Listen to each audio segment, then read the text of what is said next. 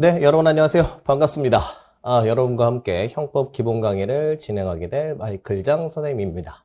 자, 여러분 이제 로스쿨 합격도 했고, 이제 여러 가지 생각이 많이 드실 텐데, 사실 지금 시즌에서는 이제 민법 선행 학습하시느라고 굉장히 바쁘실 거예요. 그래서 제가 준비한 게, 민법이 참 양이 많죠. 양이 많아서,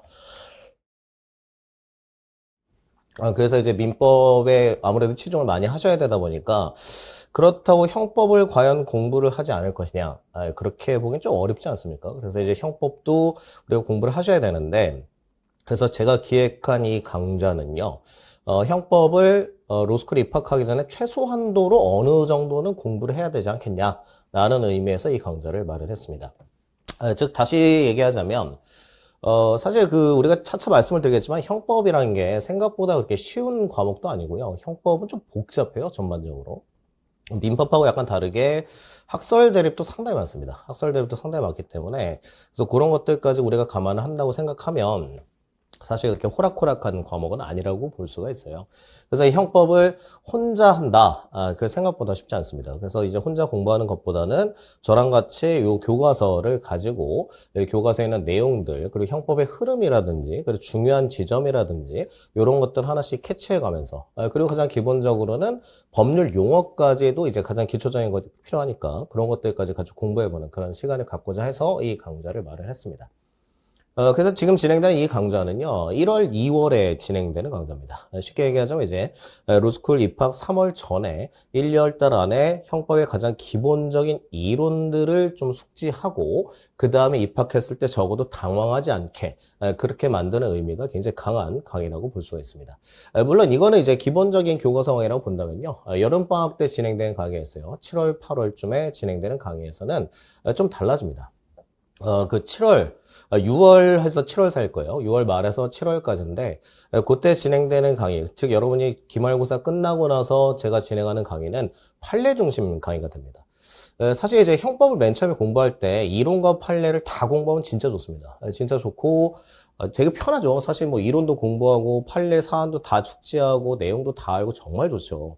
그럴 만한 시간적 여유가 사실 별로 없습니다. 그렇기 때문에 우리는 1, 2월, 이후 초창기 때는 형법이 이런 거구나. 용어들을 이렇게 사용하는구나. 형법의 내용은 이러이러하구나. 형법의 흐름은 이렇구나. 그리고 내가 중요하게 공부해야 될 부분, 강약 조절은 어떻게 해야 되겠구나. 이런 것들에 초점을 두고 일단 기초, 입문, 기본 이렇게 공부를 하시게 된다면 여름방학에서는 여러분이 이제 한 학기 동안 이제 학교를 다니면서 공부를 하게 돼요.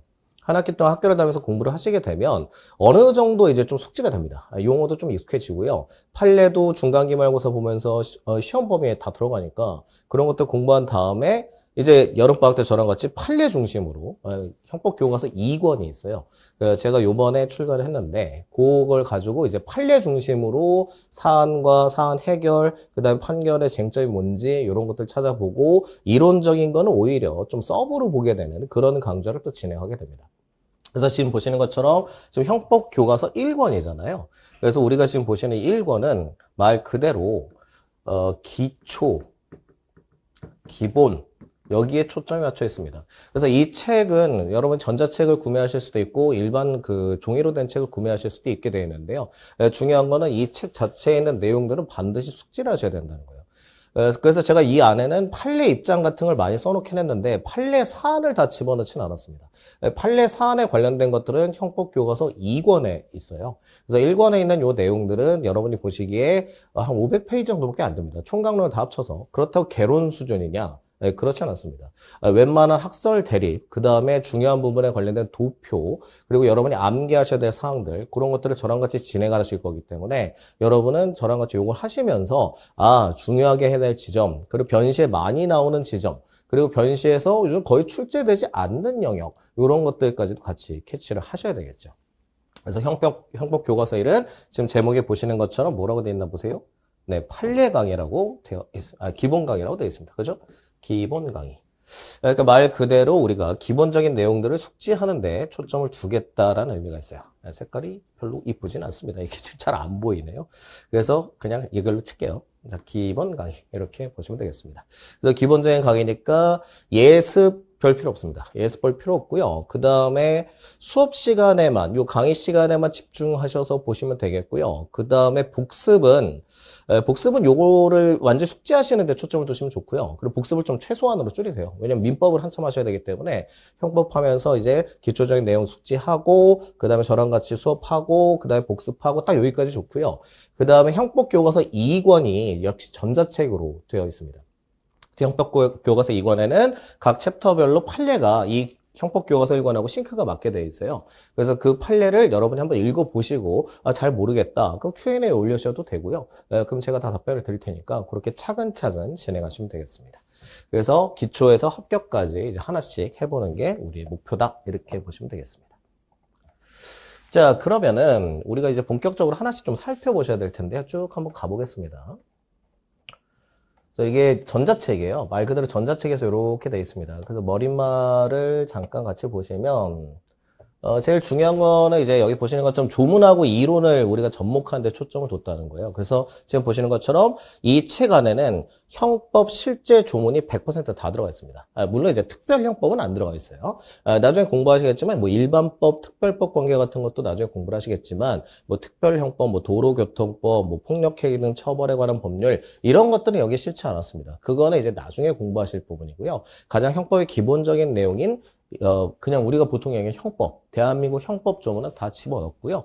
그 다음에 이론을 거기에 대한 학설과 판례까지 다 설명을 해놨습니다. 그리고 여기 제가 주안점을 둔 게 뭐냐면 이 책을 작업하면서 이제 여러분이 객관식도 중요하죠. 물론 이제 형사법이 총 400점이고 객관식이 100점이고 그다음에 사령이 200점이고 기록형이 100점이고 이렇게 되긴 하지만 더 중요한 거는 객관식도 중요하지만 사례형도 상당히 많은 양을 차지하기 때문에 이 목차 자체를 여러분이 사례 작성할 수 있는 목차로 이제 구성을 했습니다. 그래서 여기 보시는 것처럼 주관식 답안에 알맞게 차례를 정리했다는 지점이 하나 있고요. 그 다음에 형법 교과서 아까도 말씀드렸지만 여러분이 이제 1권을 보다가 저랑 같이 하다가 판례 좀 사안을 보고 싶어요. 그럼 형법 교과서 2권에 있는 그 판례들을 제가 해설을 거의 2,000개를 달아놨기 때문에 그걸 보시면서 하나씩 활용하시면 되겠습니다. 그래서 이 책을 그렇게 활용하시면 되겠고요. 자, 여기가 이제 목차죠. 그래서 쭉 보시면 간단하게 일단 보겠습니다. 차차 설명 드릴 거기 때문에 일단 형법 총론이라고 보이시죠? 형법 총론. 자, 여기서부터 이제 조금씩 말씀을 드려야 되는데 우리 형법은 총론하고 강론으로 이루어져 있습니다. 자, 그게 무슨 뜻이냐? 형법 총론은 우리가 형법의 모든 범죄가 굉장히 많아요. 그 많은 범죄들 안에서 뭘 하게 돼 있냐면 그 범죄의 공통적인 지점을 뽑아내는 겁니다. 그래서 여기선 제가 잠깐 판서를 잠깐 하고 넘어가야 될 것 같은데요. 제가 판서를 잠깐 해보도록 하겠습니다. 자, 이쪽에서 칠판 한번 끌어와 볼게요.